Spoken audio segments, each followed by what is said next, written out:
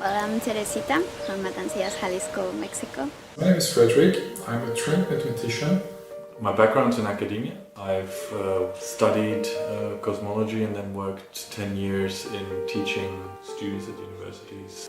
In our batch, we are a very diverse group.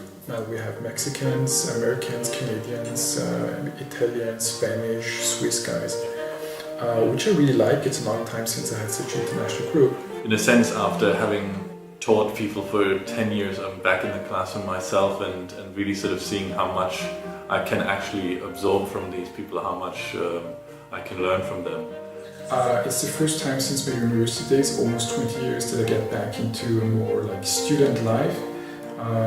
Actually, it's the first time I'm long away from my family, my two kids, longer than a couple of days. It turns out that the family is thriving, and so am I. I really love it to be able to focus on one subject that is really interesting me.